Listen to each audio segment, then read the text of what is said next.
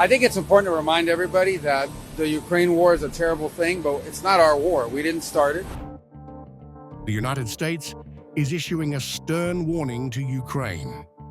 Move quickly toward a peace deal with Russia, or the US will withdraw from mediating the conflict. Secretary of State Marco Rubio says a decision is imminent as President Trump grows frustrated with the stalled talks. I'm talking about a matter of days, not a matter of weeks, whether or not this is the war that can be ended. So we need to determine very quickly now, and I'm talking about a matter of days, whether or not this is doable over the next few weeks. If it is, we're in. If it's not, then we have other priorities to focus on. Rubio emphasized that the Ukraine war is not America's fight, signaling the US will not mediate indefinitely. In Paris, he presented a peace framework to Ukrainian and European officials, but warned that without progress, the US is prepared to walk away.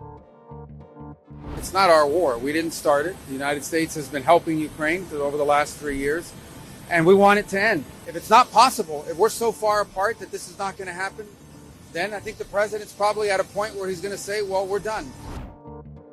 Ukrainian President Volodymyr Zelenskyy remains defiant, rejecting any discussion of territorial concessions until a ceasefire is secured. In Kyiv, he drew a firm red line, vowing never to recognize occupied Ukrainian lands as Russian.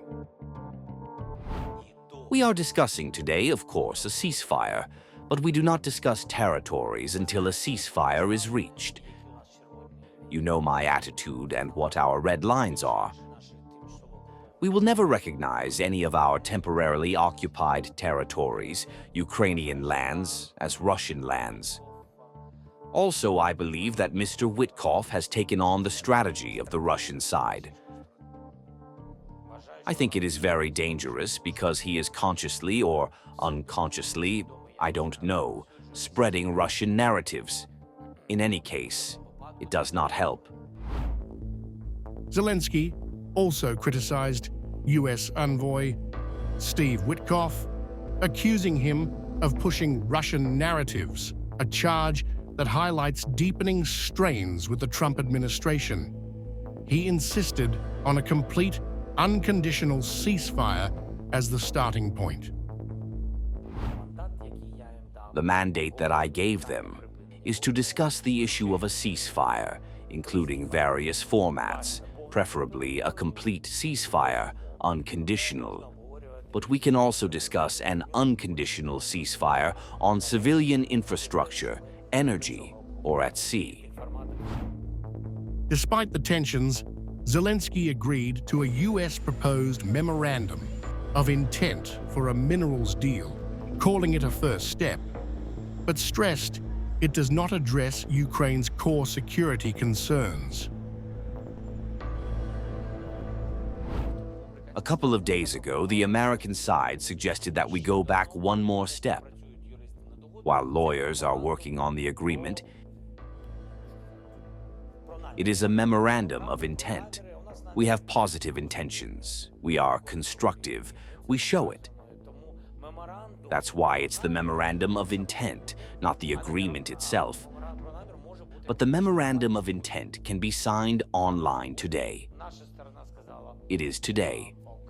Our side said okay. The Deputy Prime Minister is working with the American side on the text. But honestly, I think this memorandum is an important first step. Why shouldn't both countries agree? President Trump, openly critical of Zelenskyy, has clashed with him over Ukraine's stance. A February 2025 White House meeting saw Trump and Vice President J.D. Vance accuse Zelenskyy of ingratitude, briefly halting U.S. aid before a limited 30-day ceasefire restored ties. And I don't hold Zelenskyy responsible, but I'm not exactly thrilled with the fact that that war started. That was a war that would have never started if I were president. You'd have millions of people living right now that are dead. You'd have cities that would be open and thriving and that have their beautiful turrets.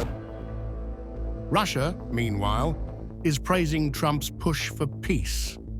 Foreign Minister Sergey Lavrov lauded Trump's sincere desire to normalize relations, accusing European leaders of obstructing the process through sanctions and military rhetoric.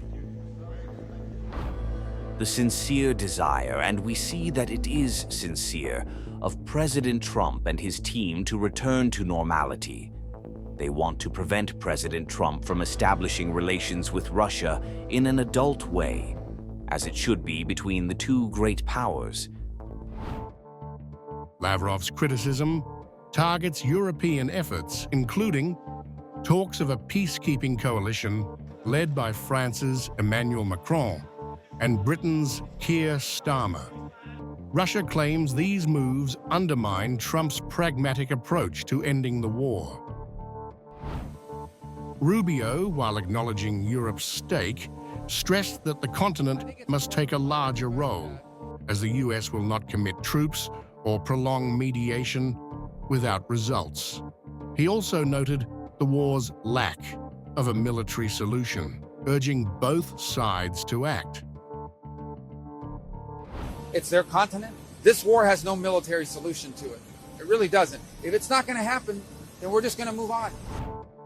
With European sanctions on Russia a factor in talks, the next few days will decide whether the US stays engaged or leaves Ukraine to face Russia alone, as Zelensky's defiance and Europe's actions test Trump's patience.